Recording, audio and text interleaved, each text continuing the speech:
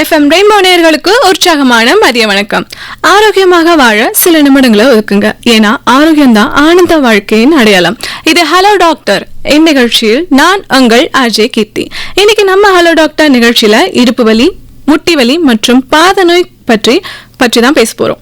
So இதை பத்தி பல தகவல்களை தருவதற்காக நம்மோட இணைந்திருக்காங்க எலும்பியல் மற்றும் மூட்டு மாற்று அறுவை சிகிச்சை நிபுணரும் உதவி பேராசிரியருமான டாக்டர் வி கார்த்திக் அவர்கள். அவங்களை நாம நிலையத்தின் சார்பாக வெல்கம் பண்ணிடலாம். வணக்கம் டாக்டர். நேர்களே, இடுப்பு வலி, முட்டி வலி மற்றும் பாத நோய் குறித்த உங்களுக்கான சந்தேகங்களும் நீங்க எங்களுக்கு கால் பண்ணி கேட்கலாம். நீங்க கால் பண்ண வேண்டிய எண்கள் 227176 மற்றும் 227523. வெளியூர் நேர்களாக இருந்தீங்கன்னா 0413 என்ற கோட் நம்பரையும் சேர்த்து டயல் பண்ண மறந்துடாதீங்க. டாக்டர், இன்னைக்கு நம்ம இந்த இடுப்பு வலி, முட்டி வலி மற்றும் இந்த பாத நோய் பத்தி தான் உங்ககிட்ட நிறைய விஷயம் கேட்டு தெரிஞ்சுக்க போறோம். முதலாவது டாக்டர், இந்த இடுப்பு வலி அப்படின்னா என்னன்னு கொஞ்சம் சொல்லுங்களேன். இடுப்பு வலி என்னன்னு பார்த்தீங்கன்னா, அவங்க வயிறுக்கு கீழே இருக்கிற பின்பக்கமாக இருக்க ரீஜன் ஸ்பைனல் கார்டு, அதாவது தண்டு வடம்னு சொல்லுவாங்க. அதில் ஸ்பைனல் கார்டு செர்விக்கல், தொராசிக், லம்பார்னு கழுத்துலேருந்து இடுப்பு பட்டெக்ஸ் ரீஜன் வரைக்கும் இருக்கிற ஸ்பைனல் கார்டு ரீஜனில் கீழ்ப்பகுதியில் இருக்கிறது மட்டும் தான் நம்ம இடுப்புன்னு சொல்லுவோம். இடுப்பு வலினா உங்களுக்கு கீழே உங்களுக்கு பேக் சைடில் இருக்கிற பெயின் தான் இடுப்பு வலின்னு சொல்லுவோம். ஓகே டாக்டர், இதோட தன்மைகள் என்னென்ன, அதாவது ஸ்பெசிஃபிக் கேரக்டரிஸ்டிக்ஸ் எதாவது இருக்கா? இடுப்பு வலி விதவிதமான டைப்பில் இருக்கும். உங்களுக்கு பேசிக்காக நம்ம திடீர்னு ஒரு வண்டியை தள்ளுறப்போ இல்லை ரொம்ப நேரம் தூங்கி வேறு டைரெக்ஷனில் படுத்து தெரிஞ்சாலும் ஒரு தசை பிடிக்கிற மாதிரி ஒரு இடுப்பு வலி வரலாம். ஒரு மைல்டாக ஒரு டிஸ்கம்ஃபர்ட்னா உங்களுக்கு வலிக்காது, பட் ஆனால் ஏதோ ஒரு மாதிரி பண்ணும், அந்த மாதிரி இருக்கலாம். இல்லை சில பேருக்கு ரொம்ப சிவியராக இடுப்பு வலி தாங்கவே முடியாத அளவுக்கு அவங்க கையை இடுப்பில் வச்சுட்டு தான் வருவாங்க, அந்த மாதிரி வலிக்கலாம். ஸோ இதிலே உங்கள் இடுப்பு வலின்றது எல்லாருக்கும் ஒரு விதத்தில் வந்திருக்கும். அது சிவியராக இருக்கா, மைல்டாக இருக்கா, மாடரேட்டாக இருக்கான்றதை வச்சு தான் அவங்களுக்கு இருக்க வியாதிகளை பொறுத்து இருக்குங்க. இப்போ என்ன பார்த்தீங்கன்னா, ஆஃபீஸ் கல்ச்சரே ரொம்ப நேரம் லாங் சிட்டிங் ஆஃபீஸ் கல்ச்சர் தான் இருக்கு. ஸோ பேக் பெயின் வர்றதுக்கு இதுதான் ஒரு முக்கிய காரணமா, இல்லை வேற ஏதாவது ரீசன்ஸ் இருக்கா? பேக் பெயின் இப்போ ஒரு வலி ஏன் வருதுன்னு பார்த்தீங்கன்னா, ஒரு உங்களுக்கு லைஃப் ஸ்டைல் இஷ்யூஸ்ன்றது முதன்மையான காரணம். லைஃப் ஸ்டைல் இஷ்யூஸ்ன்னு பார்த்தா, இந்த மாதிரி நீங்கள் ஆஃபீஸில் ஒரு 8 hours உட்காந்தபடியே வேலை செய்கிறீங்க, ஒரு மூவ்மெண்ட் இல்லை, மொபிலைசேஷன், வாக்கிங் பண்ணல, நீங்கள் எழுந்து நிற்கல, அடிக்குவேட்டாக தண்ணி குடிக்கல, இது எல்லா காரணத்தாலையும் இடுப்பு வலி வரலாம். மூல காரணம் என்னன்னு பார்த்தீங்கன்னா, இடுப்பு எலும்பு மற்றும் பக்கத்தில் இருக்க தசைகள் வீக் ஆகுது. ஸோ யாருக்கு ஸ்ட்ராங்காக இருக்குன்னு பார்த்தீங்கன்னா, ஒரு ஸ்கூல் கோயிங் சில்ட்ரன்ஸ் லைக் 14 வயசுலேருந்து ஒரு 20, 25, 22 வயசு வரைக்கும் கொஞ்சம் ஸ்ட்ராங்காகவே இருக்கும். அவங்க நல்லா சாப்பிடலனாலும், ரெஸ்ட் எடுக்கலனாலும், அடிக்குவேட்டாக இல்லைனாலுமே அவங்களுக்கு இடுப்பு வலி வராது. போக போக வீக்னஸ் கொஞ்சம் கொஞ்சமாக அதிகமாகிட்டே போகும். ஸோ ஒரு 25 to 30 இருக்கவங்க எந்த அளவுக்கு அவங்க ஸ்ட்ரெயின் எடுத்துக்கிறாங்க, அவங்க லைஃப் ஸ்டைலில் பார்த்துக்கிறாங்கன்றதை பொறுத்து சில பேருக்கு வருது, சில பேருக்கு வரல. ஸோ மேக்ஸிமம் இப்போ யாருக்கு அந்த 25 to 30 வருதுன்னு பார்த்தீங்கன்னா, ஆஃபீஸ் ரிலேட்டட் இந்த ஐடி ஜாப்ஸில் இருக்கவங்க 8 hours உட்காந்துட்டு இருக்கவங்க, அவங்க பார்த்தீங்கன்னா மூவ்மெண்ட் கொஞ்சம் கம்மியாக தான் இருக்கும். அவங்க கம்ப்யூட்டர் முன்னாடியே இருக்கிறதால movement like every ½ hour to 1 hour நாங்கள் கொஞ்சம் வாக் பண்ணுற முடிஞ்சால் வாக் பண்ணுங்கள், மார்னிங் ஒரு சன்லைட் பார்த்து வாக் பண்ணுங்கள், இல்லை ஏதாவது ஸ்போர்ட்ஸ் விளையாடுங்கன்னு நாங்கள் அட்வைஸ் பண்ணுவோம். ஏன்னா மூவ்மெண்ட் பண்ணால் தான் அந்த இடுப்பில் இருக்க ஜாயின்ட்ஸ் மொபிலிட்டி இருக்கும். நீங்கள் உட்காந்தபடியே இருந்தீங்கன்னா உங்களுக்கு வீக்னஸ் ஆகிறதுக்கும் மசில்ஸ் டோன் குறையிறதுக்கும் வாய்ப்புகள் அதிகம். ஓகே டாக்டர், இப்போ நீங்கள் சொல்லியிருந்தீங்க இந்த மாதிரி தண்ணி குடிக்கலைன்னா டீஹைட்ரேட்னா கூட பெயின் இருக்கும்னு சொல்லிட்டு, அது என்ன ரீசன்ஸ்? தண்ணி குடிக்கலன்னா உங்களுக்கு டேரெக்டாக இப்போ ஒரு 2 நாள் தண்ணி குடிக்கலாம், 3ஆவது நாள் பெயின் வருது, அப்படி கிடையாது. தண்ணி குடிக்கலன்னா ஓவரால் மெட்டபாலிசம் உங்களுக்கு அஃபெக்ட் ஆகும். தண்ணி குடிக்கிறது கால்சியம், விட்டமின் டி மெட்டபாலிசம், அது எல்லாமே அஃபெக்ட் ஆகும். அதாவது தண்ணின்றது ஒரு பேசிக். உங்களுக்கு 3 to 4 liters ஆஃப் வாட்டர்ஸ் கண்டிப்பாக எடுத்துக்கணும். உங்களுக்கு 90% ஆஃப் த பாடி வெயிட்டே வாட்டர்னு சொல்லுவாங்க. அதாவது போனில் இருக்கிற வெயிட் கூட முக்கால்வாசி வாட்டர் தான் இருக்குது. நீங்கள் தண்ணி எடுத்துக்கலன்னா மெட்டபாலிசமே மாறுறதால உங்கள் போன்ஸ்லாம் வீக்காக ஆரம்பிக்கும். உங்களுக்கு ஹார்மோன்ஸ் திடீர்னு அதிகமாகும், ஒரு டீஹைட்ரேஷன் மாதிரி டெவலப் ஆச்சுன்னா ஒரு ஸ்ட்ரெஸ் மாதிரி ஒன்று கிரியேட் ஆகும். அந்த ஸ்ட்ரெஸ்னால சுரக்கிற ஹார்மோன்ஸ் இருக்குல்ல, அது போனை வீக் ஆகும். புரிதுங்களா? தண்ணி குடிக்கிறது டேரெக்டாக இப்போ 1 week சரியாக தண்ணி குடிக்கலன்னா நம்மளுக்கு ப்ராப்ளம் வராது. பட் ரெகுலராக கம்மியாக தண்ணி குடிக்கிறவங்களுக்குலாம் இந்த இஷ்யூ இருக்கும். இதே அடிக்குவேட் ஹைட்ரேஷன் ஒரு 3 to 4 லிட்டர் குடிக்கிறவங்களுக்கு இந்த ப்ராப்ளம்ஸ் இருக்குது. பட் கொஞ்சம் மெதுவாக கொஞ்சம் கம்மியான லெவல்லையும் இருக்குது. அதாவது இதுவும் ஒரு ரீசன் அப்படின்னு சொல்லி, இது ஒன் ஆஃப் த ரீசன் தான். Okay doctor. அதே மாதிரி இப்போ வந்து எந்த வயசுல இருக்கிறவங்களுக்கு இது அதிகமாக பாதிக்குது இடுப்பு வலி? இடுப்பு வலி வந்து மோர் தென் 35 to 55, 40க்கு மேலே இருக்கவங்களுக்கு 50க்கு மேலே இருக்கவங்களுக்குலாம் வந்து ஒரு 10 பேரில் ஒரு 5-6 பேருக்கு வர வாய்ப்பு இருக்குது. 35லேருந்து லைட்டாக உங்களுக்கு ஆரம்பிக்கும். எதனால் 35க்கு மேலே ஆரம்பிக்குதுன்னா, மறுபடியும் நான் சொன்ன மாதிரி அவங்க பாடி வந்து ரொம்ப ஆக்டிவான ஸ்டேஜில் இருந்து கொஞ்சம் லெஸ் ஆக்டிவான ஸ்டேஜுக்கு போவாங்க. அவங்க கொஞ்சம் சின்ன வயசு 30-35 வரைக்கும் கொஞ்சம் உடல் உழைப்பு அதிகமாக இருக்கும், அவங்களோட விளையாட்டுத்தன்மை, அவங்க மூமெண்ட் ஆகுறது அதெல்லாம் அதிகமாக இருக்கும். 35க்கு அப்புறம் அவங்க சோர்வாகிறது, கொஞ்சம் retirement stage, exercise physical activity குறைய உங்களுக்கு இந்த ஏஜ் குரூப்பில் இருக்கவங்களுக்கு அதிகமாக வலி வருதுங்க. இன்னொரு என்னடா டாக்டர், இப்போ வந்து ஃபிட்டாக இருக்கவங்களுக்கு கூட பேக் பெயின் வருதுன்னு சொல்கிறாங்க. ஏன் அவங்களுக்கும் வருது இப்போ பேக் பெயின்? ஸோ ஃபிட்டுன்னு பார்த்தீங்கன்னா, ஒரு ஜிம்முக்கு போகிறவங்கள பார்த்தீங்கன்னா ஒரு 6 பேக் வச்சு மசில்லாம் வச்சுருப்பாங்க. நீங்கள் அவங்களோட பாடியிலே ஃபிசிக் வந்து 3-4 விதமாக இருக்குது. உங்களுக்கு பார்த்தீங்கன்னா ரொம்ப ஒரு 100 கிலோவில் ஒருத்தர் இருப்பார், ஆனால் அவர் ஃபிட்டாக இருப்பார். அதே 60 கிலோவில் இருப்பார், அவரும் ஃபிட்டாக தான் இருப்பார். இப்போ 100 கிலோவில் இருக்கவரும் 60 கிலோவில் இருக்கவரும் ஒரே மாதிரியான எக்ஸசைஸ், ஒரே மாதிரியான விஷயங்களை பண்ணக்கூடாது. புரியுதுங்களா? உங்கள் பாடிக்கு, உங்கள் போன்ஸ்க்கு, உங்கள் மசிலுக்கு இவ்வளோ தான் கெப்பாசிட்டி இருக்க முடியும். 2 பேருமே ஹெவி லிஃப்டிங் பண்ணுறாங்க. ஹெவி லிஃப்டிங்னா என்னென்னு பார்த்தீங்கன்னா, ஒரு ஜிம்மில் வந்து வெயிட் தூக்குறாங்கன்னா இந்த 60 கேஜிஸில் இருக்கவங்க வந்து ஒரு 25 to 50 கேஜிஸ் அந்தளவுக்கு தான் தூக்க முடியும். நீங்கள் 100 கேஜியில் இருக்கிறட்டு நீங்கள் 70 கேஜிஸ் புஷ் பண்ணலாம். ஒரு ஜிம்முக்காக சொல்கிறேன் இது. மற்றபடி டே டு டே ஆக்டிவிட்டீஸில் பார்த்தீங்கன்னா, ஒருத்தர் மார்க்கெட்டிங்கில் இருக்காருன்னா, அவரோட பாடிக்கு வந்து ஒரு 6 ஹவர்ஸ் தான் ஒர்க் பண்ண முடியும்னா, அவர் புஷ் பண்ணி 12 ஹவர்ஸ் மேலே ஒர்க் பண்ணுறப்போ வந்து அவங்களுக்கு அந்த பேக் பெயின்ஸ் எல்லாம் டெவலப் ஆகும். அதனால தான் ஃபிட்டாக இருக்கவங்களுக்கு கூட உங்களுக்கு வருதுன்னா, அவங்களோட ஒர்க் வந்து அவங்களோட பாடி தாங்கிறதுக்காக அதிகமாக இருக்குது. அவங்களுக்கே தெரிய ஆரம்பிக்கும். அவங்களுக்கு வந்து உடம்பு நல்லா தான் இருக்கும், பட் அடிக்கடி ஹெல்த்தியாக தான் இருப்பாங்க, நல்லா தான் சாப்பிடுவாங்க, பட் அப்பப்போ பெயின்ஸ், டிஸ்கம்ஃபர்ட் வந்து போகும். அது mainly because of the stress and work pressure. Okay doctor, இப்போ வந்து நீங்கள் வந்து பேக் பெயினில் நிறைய டைப்ஸ் இருக்குன்னு சொன்னீங்க, அது கொஞ்சம் டீட்டெயிலாக எக்ஸ்பிளைன் பண்ண முடியுமா? பேக் பெயினில் வந்து டைப்ஸ்ன்னு கிடையாது. பேக் பெயின் வர்றதுக்கான காசஸ் வந்து நிறைய டைப்ஸ் இருக்குது. ஸோ காரணங்கள் பார்த்தீங்கன்னா, இப்போ எலும்பு வந்து ஆஸ்டியோபோரோசிஸ்ன்னு சொல்லுவாங்க, எலும்பு வீக் ஆகுறது மோஸ்ட்டாக 55 போஸ்ட் மெனோபாசல் லைக் மாதவிடாய் முடிந்தவங்களுக்கு ஆரம்பிக்கும். அவங்களுக்கு தான் காமனாக 55 இயர்ஸ்க்கு மேலே பேக் பெயின் வர ஆரம்பிக்கும். கொஞ்சம் சின்ன வயசில் பார்த்தீங்கன்னா ஒரு 35 இயர்ஸ் அந்த மாதிரி 35 இயர்ஸில் இல்லை 40 இயர்ஸில் வருதுன்னா ஸ்பாண்டோலிசிஸ்ன்னு சொல்லுவாங்க. அதாவது இந்த 2 எலும்பு வந்து ஒரு ஜாயிண்ட் வந்து பிடிச்சிட்டு இருக்கும், 2 எலும்பு அந்த இடுப்பு எலும்பு கிட்ட. அந்த ஜாயிண்ட் கொஞ்சம் டேமேஜ் ஆகும் சில பேருக்கு. அவங்க குனிஞ்சா டக்குன்னு ஒரு சவுண்டு கேட்கும். நீங்கள் யாராவது சொல்லி கேள்விப்பட்டிருப்பீங்க, குனிஞ்சு எழுந்திருக்கப்போ ஒரு சவுண்டு கேட்டுச்சு, அப்போலேருந்து எனக்கு இடுப்பு வலிக்குது. அது வந்து அந்த ஜாயிண்ட் லேசாக நவுந்துடும். லைட்டாக நவுந்துச்சுன்னா டிஸ்ஃபங்க்ஷன் ஆக ஆரம்பிச்சிச்சுன்னு அர்த்தம். அது எலும்பு வந்து ஆடிட்டே இருக்கக்கூடாது. எலும்பு வந்து ஒரு சிங்கிள் யூனிட்டாக இருக்கணும். அது எப்போ ஆட ஆரம்பிக்குதோ அப்போலேருந்து வலி ஆக ஆரம்பிக்கும். இது இல்லாத வேற விதமான இடுப்பு வலி என்னன்னு பார்த்தீங்கன்னா, புற்றுநோய் அது சம்பந்தமான பிரச்சனைகளில் வலி வரலாம். டிஸ்க் இஷ்யூன்னு சொல்லுவாங்க. உங்களுக்கு டிஸ்க்ன்றது என்னன்னு பார்த்தீங்கன்னா, 2 எலும்புக்கு நடுவில் வந்து ஒரு குஷனிங் எஃபெக்ட் கொடுக்கறது தான் இன்டர்வெர்டபிள் டிஸ்க். அந்த டிஸ்க் வந்து ஃப்ரண்ட்லேயும் பேக்லேயும் வந்து ஒரு ஷீட் மாதிரி கவர் பண்ணியிருக்கும். அந்த ஷீட்டில் ஒரு ஹோல்ஸ் கிரியேட் ஆகும். சில பேருக்கு ரொம்ப ப்ரெஷர் ஆகிறதால, ஸ்ட்ரெயின் ஆகிறதால அது வழியாக டிஸ்க் வெளியே வந்து நரம்பு அழுத்தும். ஸோ இதெல்லாம் தான். இது இல்லாமல் ஒரு பேக் பெயின் பார்த்தீங்கன்னா, ப்ரெக்னன்சியில் ஒரு பேக் பெயின் வரும். ஏன்னா எக்ஸஸாக வெயிட் இருக்கிறதால. லேடிஸ்க்கு மாதவிடாய் வரப்போ ஒரு பேக் பெயின் வரும். வயிறு வலி, யூரின் இன்ஃபெக்ஷன்லாம் இருக்கிறப்பையோ, வயிறு சம்மந்தமான பிரச்சனைகள்லையும் பேக் பெயின் வரலாம். ஸோ பேக் பெயின்னா வெறும் எலும்பு சம்மந்தமான பிரச்சனை மட்டும் கிடையாது, ஒரு 4-5 சிஸ்டம் கலந்த ஒரு விஷயமாக வரலாம். இப்போ பெண்களுக்கு வரக்கூடிய இந்த இடுப்பு வலிக்கும் இதுக்கும் என்ன டிஃப்ரென்ஸ் டாக்டர்? பெண்களுக்கு மாதவிடாய் டைமில் வர இடுப்பு வலிக்கு வந்து பார்த்தீங்கன்னா, மாதவிடாய் டைமில் மட்டும்தான் வரும். மாதத்துக்கு அந்த முதல் 2 நாள் 3 நாள் 5 நாள் இருக்குன்னா, அவங்களுக்கு முதல் 3 நாள் ரொம்ப சிவியராக இருக்கும். ஏன் அவங்களுக்கு சில பேருக்கு மட்டும் சிவியராக இருக்குது, சில பேருக்கு கொஞ்சம் பரவாயில்லையாக இருக்குன்னா, ஹார்மோனல் டிஸ்டர்பன்சஸ் அந்த விஷயத்தினால வந்து அவங்களோட யூட்ரஸ் அந்த பீரியட்ஸ் வர்றது வந்து ஃப்ளோ அதிகமாக இருக்கும். அந்த கான்ட்ராக்ஷன்ஸ் கொஞ்சம் அதிகமாக இருக்கிறதால அவங்களுக்கு அதோட சேர்த்து இடுப்பொலியும் சேர்ந்து வருது. அதனால பெண்களுக்கு வந்து வர இடுப்பொலி வந்து அதுவும் சில பேருக்கு வருது because of purely hormonal thing. சில பேரோட உடம்பு வந்து நிறைய பிளட் ஃப்ளோ போகிறதும் நிறைய கான்ட்ராக்ஷன் இருக்கிறதால வர்றது. நிறைய பேருக்கு அது இருக்கிறது இல்லை. அது கொஞ்சம் ஹெல்த்தியாக இருக்கவங்களுக்கு, நல்லா சாப்பிட்றவங்களுக்கு அது இருக்கிறது இல்லை. மற்றவங்களுக்கு வர இடுப்பொலி எப்படி இருக்குன்னா, உங்களுக்கு கண்டினியூஸாக இருந்துகிட்டே இருக்கும். உங்களுக்கு வந்து லைக் ஒரு இந்த பீரியட்ஸ் டைம் இல்லாத, இப்போ பீரியட்ஸ்ன்றது ஒரு டேட் ஃபிக்ஸ் ஆகி வரும்.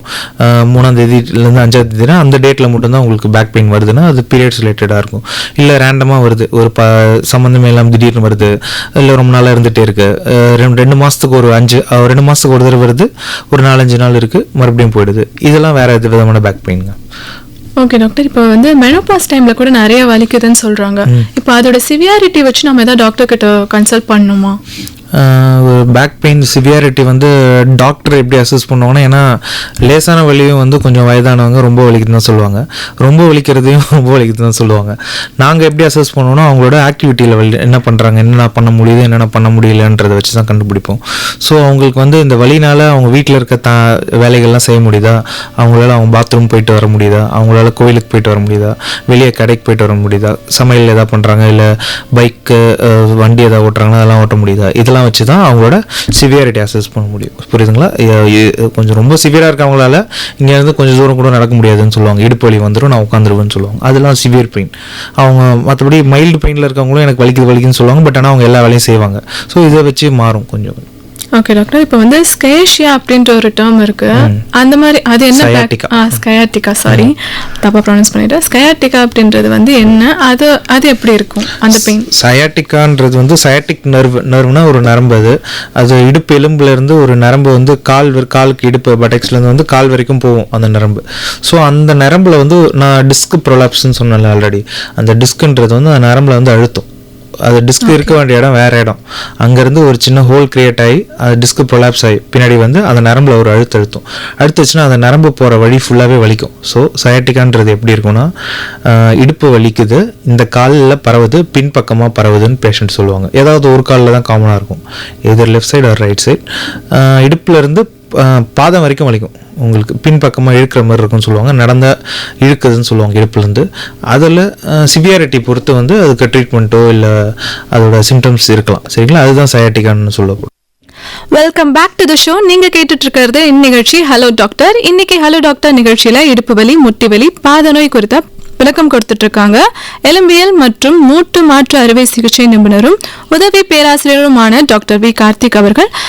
டாக்டர், தொடர்ந்து நம்ம பேசிட்டு இருந்த மாதிரி நெக்ஸ்ட் கொஸ்டின் என்ன அப்படின்னு பார்த்தீங்கன்னா, எல்லா பேக் பெயினுக்கும் வந்து ஸ்கேன் தேவைப்படுதா? ஸ்கேன் பார்த்தீங்கன்னா வந்து பேஷண்ட்டாக பொறுத்தவரைக்கும் ஒரு 5 பேர் வராங்கன்னா எல்லாருமே ஸ்கேன் எடுத்து சொல்லி கேட்குறாங்க. நான் அந்த ஸ்கேன் என்னன்னு பார்த்தீங்கன்னா, ஸ்கேனுன்றது வந்து குறிப்பிட்ட சில விஷயங்களுக்கு மட்டும் தான் தேவைப்படும். அது வந்து டாக்டருங்களுக்கு வந்து ஆல்ரெடி வந்து குறிப்பிட்டிருக்காங்க, அவங்களோட டாக்டருங்களுக்கு வந்து ஆல்ரெடி குறிப்பிட்டிருக்காங்க ஸ்கேனுன்றது வந்து எதுக்கு எடுக்கணும் எதுக்கு எடுக்கக்கூடாதுன்னு. ஆனால் என்கிட்ட வர பேஷண்ட்ஸ் பார்த்தீங்கன்னா ஒரு 10 பேர் வந்தாங்கன்னா 10 பேர் எனக்கு ஒரு எக்ஸ்ரே எடுத்து பார்க்கலாமா, ஸ்கேன் எடுத்து பார்க்கலாமான்னு கேட்பாங்க. தேவைப்படுது, ஆனால் ஒரு குறிப்பிட்ட நம்பருக்கு மட்டும் தான் தேவைப்படுது. ஒரு 10 பேரில் வந்து ஒரு 2 பேருக்கு தேவைப்படுதுங்க ஸ்கேன். ஓகே டாக்டர், நிகழ்ச்சியில் இப்போ ஒரு நேர் இருக்காங்க, பேசிடலாம். ஹலோ. ஹலோ, வணக்கம் மேடம். வணக்கம் சார், யார் எங்கிருந்து பேசுறீங்க? விழுப்புரம் மாவட்டத்தில் தண்டபாணி பேசுறேன் மேடம். ஓகே, உங்களோட கேள்விகளுக்கு வந்து நீங்க வந்து டாக்டர் கிட்ட கேட்டு தெரிஞ்சுக்கலாம். வணக்கம் சார். வணக்கம் சார். சொல்லுங்க சார். எனக்கு ஏஜ் வந்து 56. 56. எனக்கு இப்போ பேக் பெயின் இருக்குது, இடுப்பு வலி இருக்குது, மூட்டு வலி இருக்குது சார் எனக்கு. ஓகேங்க. இப்போ அது வலி மாத்திரை போடக்கூடாது சொல்லிட்டாங்க, டைக்ளோஃபெனாக் போடணும், அது போடக்கூடாது அப்படின்னு சொல்லிட்டாங்க. ஆமா, அது போட்டா நிறைய சைடு எஃபெக்ட் கெடுதல்லாம் இருக்கு. ஆமா சார். அது மாதிரி நீ கேப் போடுறேன், மூட்டு வலி நீ கேப் போடுறேன். 2 நாளைக்கு போட்டாக்கா நல்லா இருக்குது, அப்புறம் 2 நாளைக்கு கேப் போட்டா திரும்ப மூட்டு வலி வருது. நீ கேப் போட்டா பாருங்க. அந்த மாதிரி இடுப்பு வலியும் தொடர்ந்து இருந்துட்டே சார். இடுப்பு வலி இருக்குது, பேக் பெயின் சார், 3 பிரச்சனை இருக்கு சார். சரிங்க, நீங்க என்ன வேலை பாக்குறீங்க ஐயா? Security sir. செக்யூரிட்டியாக இருக்கீங்க. உங்களுக்கு 56 வயசு ஆகுதுன்றதால வந்து கொஞ்சம் கொஞ்சமாக நீங்கள் ரொம்ப நேரம் வேலை செஞ்சதாலேயோ இல்லை எந்த சாப்பாடு சரியாக எடுத்துக்காததாலேயோ இடுப்பு மற்றும் முட்டி வந்து கொஞ்சம் கொஞ்சமாக உங்களுக்கு தேஞ்சு டேமேஜ் ஆக ஆரம்பிக்கும். அப்புறம் வந்து அது என்ன ஆச்சுன்னு பார்த்தீங்கன்னா, அது டேமேஜ் ஆகிறதால உங்களுக்கு கொஞ்சம் கொஞ்சமாக வலி வந்து ஆரம்பத்தில் இருந்திருக்கும், அது போக போக அதிகமாகிட்டே போகும். இப்போ வந்து உங்களுக்கு இருக்க ஸ்டேஜில் பார்த்தீங்கன்னா, நீங்கள் உங்களுக்கு அசஸ் பண்ணுறப்ப வந்து எவ்வளோ முட்டி வலி இருக்குது இல்லை எந்த அளவுக்கு இடுப்பு வலி இருக்குன்றதை வந்து செக் பண்ணணும். அதை செக் பண்ணிவிட்டு அதில் உங்களுக்கு இருக்க கண்டிஷனுக்கு பொறுத்து ட்ரீட்மெண்ட்டை டிசைட் பண்ணுற மாதிரி இருக்கும். உங்களுக்கு ஏன் வந்துச்சுன்னு பார்த்தீங்கன்னா, சில பேருக்கு வந்து இடுப்போ இல்லை முட்டி பகுதியோ டேமேஜ் ஆயிருந்துச்சுன்னா வந்து அந்த மாதிரி இடுப்பு வலி முட்டி வலி வர்றதுக்கு வாய்ப்பு இருக்குது. ஸோ அதுக்கு ட்ரீட்மெண்ட் பார்த்தீங்கன்னா, நீங்கள் வீட்டிலே பண்ணக்கூடிய ட்ரீட்மெண்ட்னா ஒரு தைலம் மாரி தேய்ச்சிக்கோங்க, வலி மாத்திரை வாங்கி யூஸ் பண்ணாதீங்க. வாக்கிங் போகணும், நீ கேப்பு இல்லை அந்த மாதிரி ஏதாவது பேண்டேஜ் எதாவது போடுறதுனா போட்டுக்கலாம், அது ஒன்றும் இஷ்யூ இல்லை, அது போட்டு உங்களுக்கு வலி கம்ஃபர்டபுளாக இருந்துச்சுன்னா அதை போட்டு யூஸ் பண்ணலாம். உங்களுக்கு எப்போ வலி ஜாஸ்தியாக இருக்குன்னு படுதோ நீங்கள் பக்கத்தில் இருக்க ஆர்த்தோ டாக்டர் விழுப்புரத்தில் இருக்கிறதால பக்கத்தில் அங்கே எங்கேயாவது அரசு ஹாஸ்பிட்டலையோ இல்லை எங்கேயாவது ப்ரைவேட்லையோ எங்கேயாவது காமிச்சிங்கன்னா அவங்க உங்களுக்கு எக்ஸ்ரேவோ ஸ்கேனோ எடுத்து பார்ப்பாங்க. ஸோ முட்டி வலிக்கு பார்த்தீங்கன்னா இனிஷியலாக ஃபிசியோதெரப்பி, மாத்திரை, எக்ஸசைஸ் அந்த விதமான ட்ரீட்மெண்ட் தான் ஆரம்பத்தில் செய்யணும். அது செய்ய உங்களுக்கு குறையுதா இல்லையன்றதை நாங்கள் திருப்பி அசஸ் பண்ணி பார்ப்போம். ஒரு 2 மாதம் 3 மாதத்தில் சரியாகாத பட்சத்தில் முட்டிக்குள்ள ஒரு இன்ஜெக்ஷன் மாதிரி ஏதாவது போடலாமா, இல்லை முட்டிக்கு வந்து வேறு ஏதாவது அறுவை சிகிச்சை தேவைப்படுவான்றது அதை பார்த்துட்டு தான் டிசைட் பண்ணுற மாதிரி இருக்குங்கய்யா. Okay doctor, thank you. ஸோ நிகழ்ச்சியில் அடுத்த காலர் இருக்காங்க, பேசிடலாம். ஹலோ. ஹலோ, வணக்கம் மேடம். வணக்கம் சார், யார் எங்கிருந்து பேசுறீங்க? நான் வேலூர் மாவட்டம் காட்பாடி பகுதியிலேருந்து சந்திரசேகர் பேசுறேன் மேடம். ஓகே சார், உங்களோட டவுட் டாக்டர் கிட்ட கேட்டு தெரிஞ்சுக்கலாம். Good afternoon sir. வணக்கம் டாக்டர். எனக்கு 2 கேள்விகள் இருக்கு. சொல்லுங்க. இந்த பேக் பெயின் அப்படிங்கிற ஒரு விஷயம் பொதுவா வருவதற்கு ஒரு முக்கிய காரணம் என்ன? உட்காரக்கூடிய இந்த போஸ்டர் அப்படிங்கறது தப்பா இருக்கும் பொழுது நான் கேள்விப்பட்டிருக்கேன். அதே மாதிரி ஸ்ட்ரைட்டா உட்காரல அப்படின்னாலும் வலி ஏற்படும். டெஸ்க் ஜாப் மிக நீண்ட நேரம் உட்கார்ந்துருக்கவங்களுக்கு ஏற்படும்னு. இதையும் தாண்டி வேற என்னென்ன காரணங்கள்னால இந்த முதுகு வலி ஏற்படும்? அது என்னுடைய முதல் கேள்வி. 2வது, சிலருக்கு வந்து இந்த டிஸ்க் ப்ரொலாப்ஸ் அப்படிங்கிற ஒரு விஷயம் ஆகுது அப்படிங்கிறாங்க. அது எப்படி கண்டுபிடிக்கிறது? அது எப்படி வலிக்கும்? அதற்குரிய அந்த லேட்டஸ்ட் ட்ரீட்மெண்ட் டெக்னாலஜி என்ன? இதை பத்தி கொஞ்சம் சொல்லுங்களேன். சரிங்க. ஸோ முதல் கேள்வி பார்த்தீங்கன்னா பேக் பெயின் வந்து எப்படி வருது, யார் யாருக்கு வருதுன்ற மாதிரி கேட்டிருக்காங்க. ஸோ பேக் பெயின் வந்து போஸ்டர் வந்து சரியில்லைனாலும் உங்களுக்கு வர்றதுக்கு வாய்ப்பு இருக்குது. கொஞ்சம் கொஞ்சமாக போஸ்டரை வந்து அட்ஜஸ்ட் பண்ண ஆரம்பிக்கணும். நீங்கள் பேக் ஸ்ட்ரெயிட்டாக இருக்க போஸ்டரில் தான் எப்போ சேரில் உட்காந்தாலும் உட்காரணும். எர்கானமிக் பொசிஷனிங்னு சொல்லுவாங்க அந்த டேர்மை. எர்கானமிக் பொசிஷனிங்னா ஒரு கம்ப்யூட்டர் யூஸ் பண்ணுறீங்கன்னா அந்த கம்ப்யூட்டர் வந்து இந்த பொசிஷனில் கழுத்து இந்த மாதிரி வச்சுட்டு உங்கள் உடம்பு இந்த நிலமையில் இருந்தால் யூஸ் பண்ணணும்னு சொல்லுவாங்க. அந்த மாதிரி எல்லாத்துக்குமே ஒரு சிட்டிங் போஸ்டர் இருக்குது. சிட்டிங் போஸ்டரில் மெயின் நிமிர்ந்து நிற்கிற மாதிரி நிமிர்ந்து உட்காரணும். அது ஒன்று. உட்கார போஸ்டர் ஒரு இம்பார்ட்டன்ட் திங் தான். நீங்கள் சொல்கிற மாதிரி ஃபுட்டில் இருக்க டெஃபிஷியன்சிஸ், முன்னாடி வந்து பால் குடிச்சிட்டு இருந்தோம், ஒரு வேளை இல்லை 2 வேளை. அது மாதிரி ராகி கூழெல்லாம் குடிச்சிட்டு இருந்தோம். இப்போ வந்து பால் கூழ் அதெல்லாம் குடிக்கிறது இல்லை. அதனால் அது எல்லாமே கால்சியம் ரிச் ஃபுட்டு, புரியுதுங்களா? இப்போ இருக்கிற நம்ம உணவு வகையில் பார்த்தீங்கன்னா காலையில் தோசை இட்லி, மதியானம் கொஞ்சம் ரைஸ், மறுபடியும் நைட்டு தோசை இட்லி, இந்த மாதிரி சாப்பிட்றவங்களுக்கு வந்து ப்ரோட்டீன், கால்சியம் இது எல்லாமே குறைபாடு ஆகுது. ஸோ இந்த குறைபாடு கண்டினியூஸாக உங்களுக்கு அக்குமுலேட் ஆக லைக் 5 வருஷம் 10 வருஷம் கழிச்சு லேசாக வர ஆரம்பிக்கும். திருப்பி இந்த குறைபாடை வந்து சரி பண்ணால் வலி குறையலாம், பட் க்யூர் ஆகாது. அதனால் உங்களுக்கு வராமல் பார்த்துக்கணுன்னா ஒரு ப்ராப்பரான ஒரு ஹெல்த்தி டயட் எடுத்துக்கணும். அதில் வந்து பால் இருக்கணும், சீ ஃபுட் இருக்கணும், ஒரு வாக்கிங் இருக்கணும், ஒரு சன்லைட் எக்ஸ்போஸ். தினமும் வந்து சன்லைட்டில் நடக்கிறதே கிடையாது இப்போதைக்கு யாருமே. ஒரு விவசாயிகள் அவங்களாம் மட்டும்தான் சன்லைட்டில் இருக்காங்க. மீது எல்லாருமே வந்து ஒரு ஆஃபீஸ் ஜாபில் தான் இருக்காங்க. ஸோ அவங்க எல்லாருக்குமே வந்து பேக் பெயின் வரதுக்கு வாய்ப்புகள் அதிகம். டிஸ்க் புல்லப்ஸ் கேட்டிருந்தீங்க.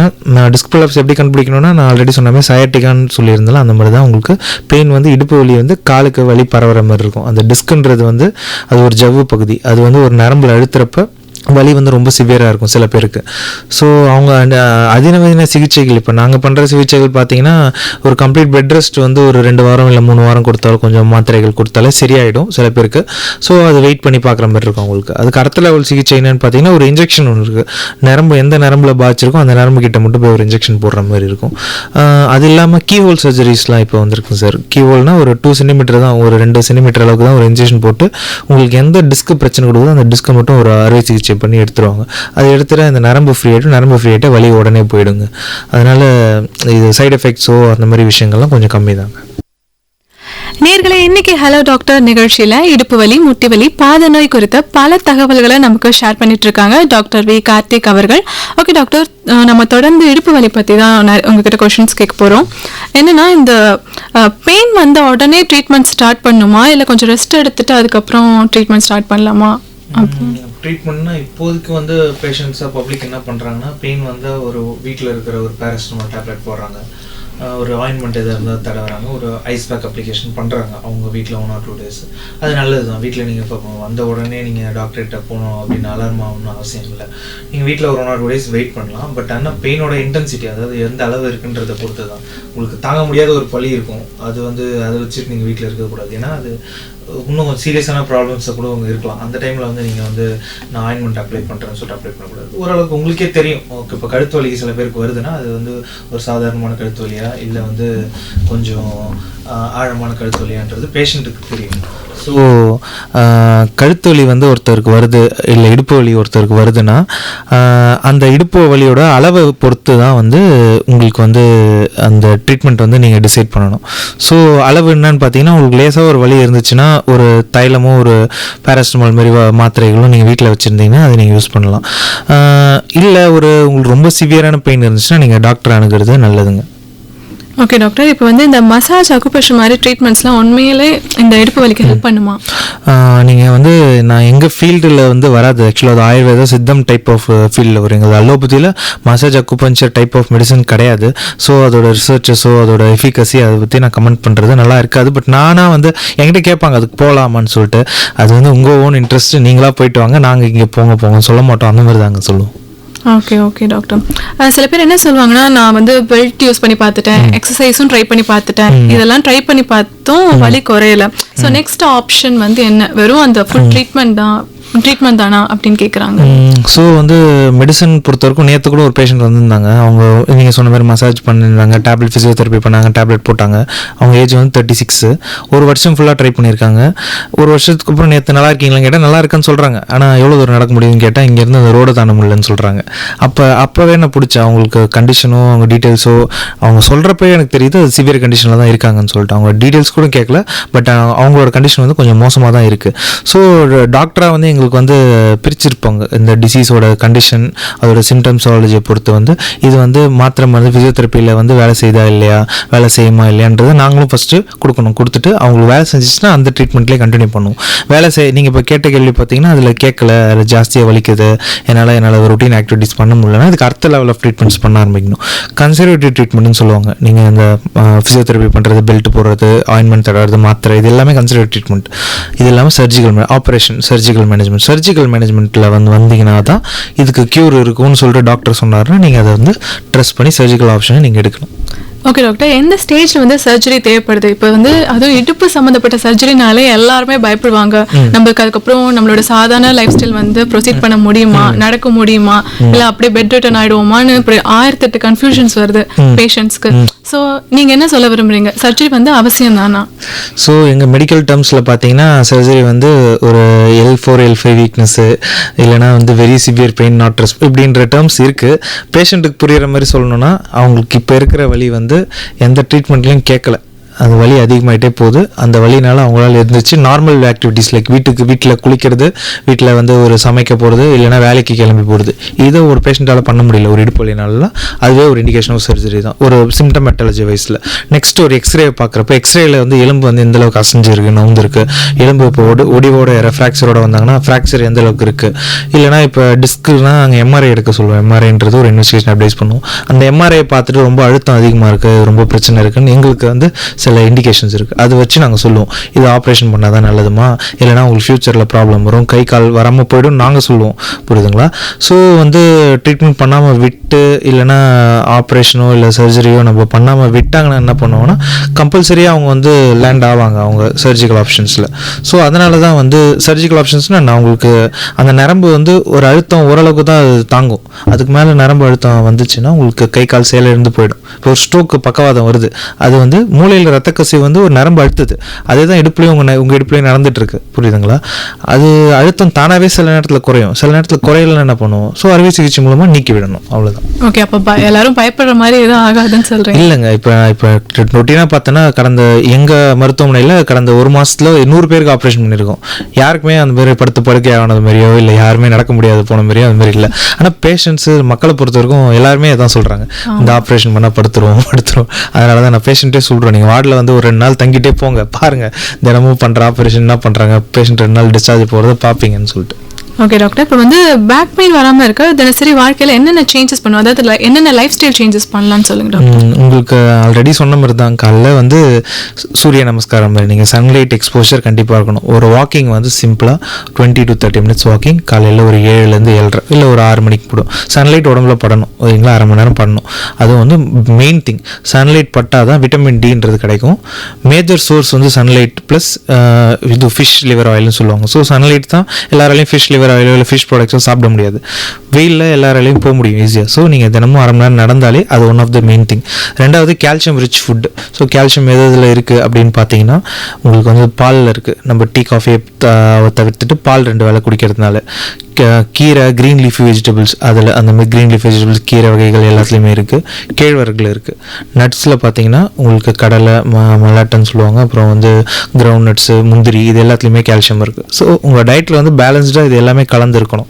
ஒரு நாள் விட்டமின் சி வந்து ஆரஞ்சில் இருக்குன்னா இன்னொரு நாள் கால்சியம் சாப்பிட்ணும். தினமும் இந்த அளவுக்கு இன்டேக் இருந்தால் தான் உங்களுக்கு வந்து இது ப்ரிவென்ட் பண்ண முடியும். இது இல்லாமல் போஸ்டர், உட்கார்ற போஸ்டர் வந்து இருக்கிற எர்கானமிக்னு ஆல்ரெடி சொல்லியிருக்கேன். ஸோ நீங்கள் வந்து கழுத்து வந்து இந்த போஸ்டரில் வந்து பார்க்கணும், மானிட்டரை, இந்த போஸ்டரில் கை இருக்கணும், இந்த மாதிரி தான் இருக்குது. நீங்கள் ரெகுலராக ஃபோன் யூஸ் பண்ணிகிட்டு இருக்கீங்க, இல்லை இப்போ இருக்கிற ஜென்ஜி கிட்ஸ் எப்போ பார்த்தாலும் ஃபோன் யூஸ் பண்ணிட்டே இருக்காங்கன்னா அதுக்குமே உங்களுக்கு சிட்டிங் போஸ்டரோ இல்லை வந்து உங்களுக்கு பேக்கு ஸ்ட்ரெயின் ஆகாமல் போஸ்டர் இருந்தால் மட்டும்தான் உங்கள் பேக் தப்பிக்கும். ஓகே டாக்டர், இது வந்து இடுப்பு வலி வந்து முழுமையாக க்யூர் பண்ண முடியுமா? முழுமையாக க்யூர் பண்ண முடியுமான்றது, ஒரு பார்ட் டேமேஜ் ஆகிடுச்சுன்னா அது சரி பண்ண முடியாது. அது வந்து நம்ம கம்ப்யூட்டர் பார்ட் மாதிரி கிடையாது ரீப்ளேஸ் பண்ணுறதுக்கு.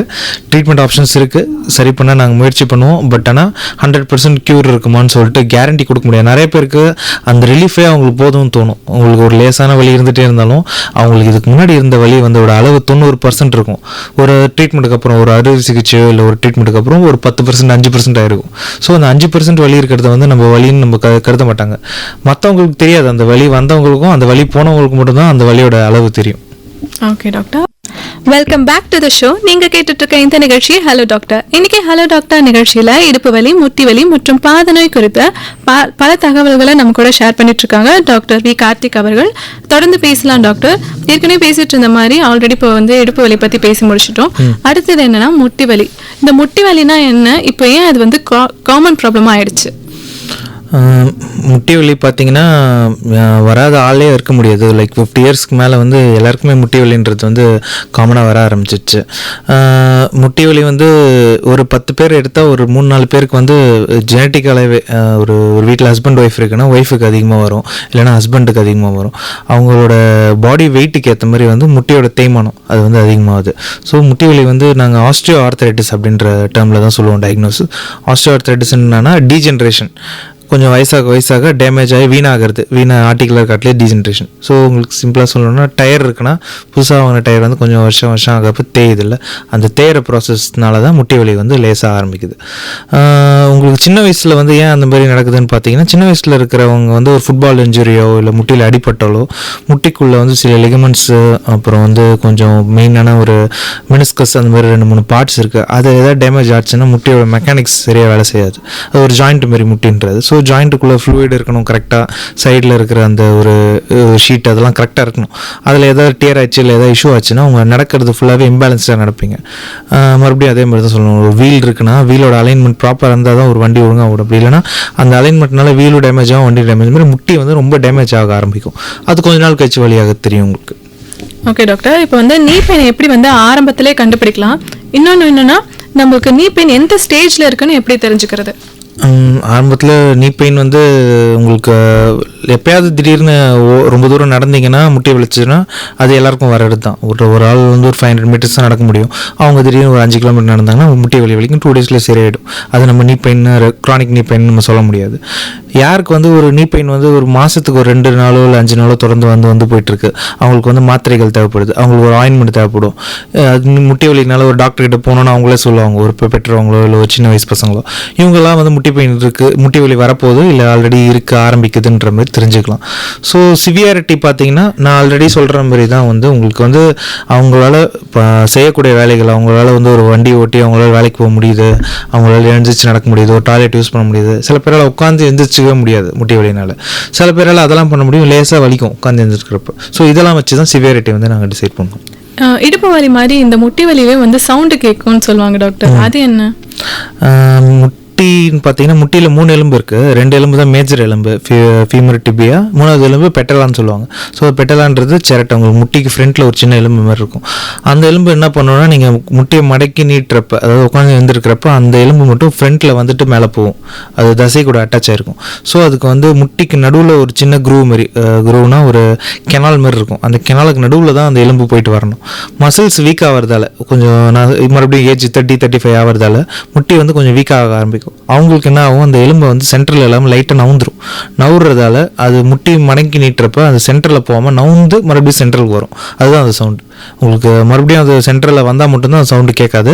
முட்டி வீக்காக ஆச்சுன்னா அந்த எலும்பு லேசாக தான் நவரும். நான் சொல்கிறதுலாம் மில்லிமீட்டர் கணக்கில் 2-3 மில்லிமீட்டர் தான் நவரும். அந்த நவுறதே உங்களுக்கு சவுண்டாக தெரியும் வெளியே. அது சவுண்டுன்றது சவுண்டு மட்டும் கிடையாது, அது மறுபடியும் ஃப்யூச்சரில் அது வழியாக மாறும். ஏன்னா அது அப்நார்மலாக வந்து உங்களுக்கு தேய்மானம் கொடுக்குது.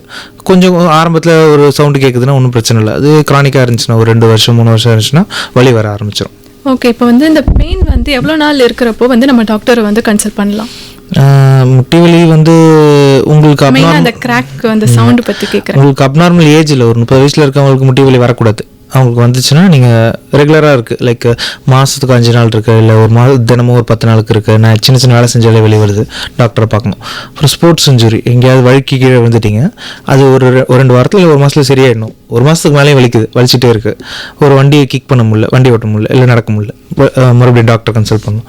ஒரு ரன்னர்ஸ் அத்லெட் இருக்காங்க, ரன்னிங் ஓட முடியறவங்க கீழே விழுவாங்க, மறுபடியும் இன்ஜுரி முட்டி வலி, மறுபடியும் லைட்டாக தான் முட்டி வலிக்கும், ஆனால் அவங்களால ஓட முடியாது, அவங்களும் டாக்டர் கன்சிடர் பண்ணணும். மற்றபடி 40+, 50+ல இருக்கவங்களுக்கு ஒரு முட்டி வலினால அவங்களால வந்து நார்மலாக வந்து இருக்க முடியாது. வலி சில பேர் ரொம்ப சிவியராக இருக்குங்க, அவங்க எல்லாருமே வந்து டாக்டர் கன்சிடர் பண்ணணும். முட்டி வலி வந்து டீஜென்ரேஷன், அதாவது தேய்மானத்தில் மட்டும் வராமல் மற்ற சில வியாதிகளாலையும் முட்டி வலி வரும். ரொமட்டாய்டு ஆர்த்ரைட்டிஸ், முடக்குவாதம் அப்படிலாம் சொல்லுவாங்க. அதனால் வர முட்டி வலி வந்து மாத்திரை மருந்து மூலமாக அந்த வியாதியை வந்து கண்ட்ரோல் பண்ணால் தான் முட்டி வலி சரியாகும். ஓகே ஓகே டாக்டர், இப்போ வந்து அந்த முடக்குவாதம் பற்றி சொன்னீங்க, அது வந்து முட்டி வந்து எப்படி பாதிக்குது? முடக்குவாதம்னா நாங்கள் எங்கள் இதில் வந்து ருமட்டாய்டு ஆர்த்ரைட்டிஸ்னு சொல்லுவோம். ஆர்த்ரைட்டிஸ் உங்கள் டைம் ருமட்டாய்டு ஆர்த்ரைட்டிஸ்ன்றது தான். ருமட்டாய்டு ஆர்த்ரைட்டிஸ்னு என்னென்னு பார்த்தீங்கன்னா, உடம்புல இருக்க அணுசக்தி இருக்குல்ல, எதிர்ப்பு அணுசக்தி, WBCs, ஆட்டோ இம்யூனிட்டி வந்து நம்ம வந்து கிருமியை தான் தாக்கணும். அது பாக்டீரியா, வைரஸ், சளி பிடிச்சி அதை தான் தாக்கணும். உடம்புல some sort of chemical interactions மூலமாக இந்த கிருமியை தாக்கிறது இந்த இம்யூனிட்டி வந்து நம்ம ஜாயின்ஸ் அஃபெக்ட் பண்ண ஆரம்பிச்சிடும்.